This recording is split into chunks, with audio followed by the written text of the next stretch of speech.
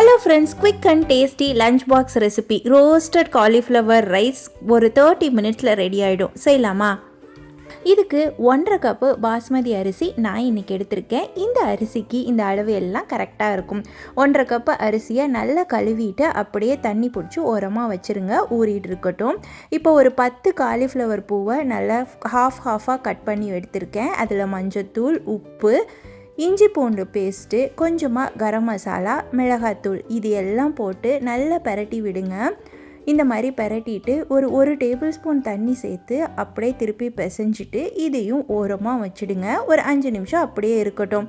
நம்ம மசாலா அரைச்சிட்டு வந்துடலாம்.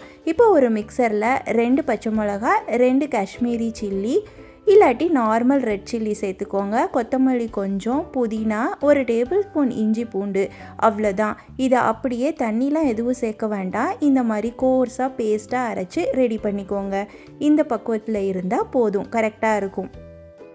இப்போது இந்த அரிசிக்கு ஒரு பெரிய வெங்காயம், ஒரு பெரிய தக்காளி, தாளிக்கிறதுக்கு 2 சின்ன பட்டை, ஒரு பிரிஞ்சி இலை, 1 டீஸ்பூன் சோம்பு, கடாயில் ஒரு டீஸ்பூன் நெய் சேர்த்துட்டு ஊற வச்சுருக்கோம் இல்லையா, அந்த காலிஃப்ளவரை போட்டு வதக்கி விடுங்க.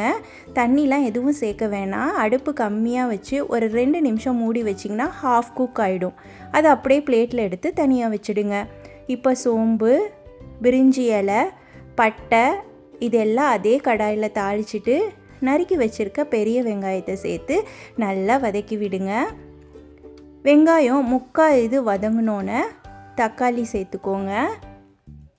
இதில் நம்ம அரைச்சி வச்சுருக்க பேஸ்ட் இருக்குது இல்லையா, கொத்தமல்லி, புதினா, மிளகா அதெல்லாம் சேர்த்துட்டு தேவையான உப்பு சேர்த்துருங்க. ஒரு 2 டீஸ்பூன் சேர்த்துருக்கேன் நான். நல்லா வதக்கி விடுங்க. இந்த மாதிரி பச்சை வாசம் போனோன்னே இதில் மல்லித்தூள் 2 டீஸ்பூன் சேர்த்து இன்னும் கொஞ்சம் வதக்கிட்டு 1க்கு 2 அளவு தண்ணி. அப்போது ஒரு கப்புக்கு 2 கப்பு, அரை கப்பில் திருப்பி 2 கப்பு சேர்த்துருக்கேன். தண்ணி நல்லா கொதிச்சோன்னே ஊற வச்சுருக்க அரிசியை தண்ணியெல்லாம் வடிச்சிட்டு சேர்த்துருங்க. அடுப்பு மீடியமாகவே இருக்கட்டும். இந்த தண்ணியோட அளவு கரெக்டாக இருக்கும். நல்லா உதுராக வரும். அடுப்பை மட்டும் மீடியமாக வச்சே குக் பண்ணுங்கள். அரிசி இப்படி நல்லா கலந்து வந்தோன்னே ஒரு 5 நிமிஷம் நல்லா மூடிட்டு சிம்மில் வச்சுடுங்க. அதுக்கப்புறமா எடுத்து வச்சுருக்கோம் இல்லையா காலிஃப்ளவர், அரிசி முக்கால் பதம் தான் வெந்திருக்கு. இந்த ஸ்டேஜில் அந்த காலிஃப்ளவரை மேலே சேர்த்துட்டு திருப்பியும் மூடி வச்சு ஒரு 15 மினிட்ஸ் அப்படியே விட்டுருங்க. மேலே கொத்தமல்லி தூவிட்டு அடுப்பை நல்லா சிம்மில் வச்சுட்டு ஒரு 15 மினிட்ஸ் வெயிட் பண்ணுங்கள். தண்ணி மட்டும் செக் பண்ணிக்கோங்க. பத்தலைன்னா லேசாக டேபிள் ஸ்பூனில் சேருங்க. முக்கால்வாசி இந்த தண்ணியே சரியாக இருக்கும். இதுக்கு பூந்தி ரைத்தா செம்மையாக இருக்கும். நல்ல திக்கான கர்டு எடுத்துட்டு அதில் கொத்தமல்லி, உப்பு சேர்த்து நல்லா கிளறிக்கோங்க. இதில் கியூமின் அண்ட் பெப்பர் அரைச்சி வச்சுருக்கேன் வறுத்து, அதுவும் கொஞ்சமாக ரெட் சில்லி பவுடர், மேலே பூந்தி வேணும்னா சேர்த்துக்கலாம். அப்படி இல்லைன்னா ஆனியன் உங்களுக்கு பிடிக்கும்னா சேர்த்துக்கோங்க. மத்தியானம் சாப்பிட்றதுக்கு ஆனியன் சேர்க்காமல் இந்த மாதிரி பண்ணிங்கன்னா நல்லா டேஸ்ட்டாக இருக்கும்.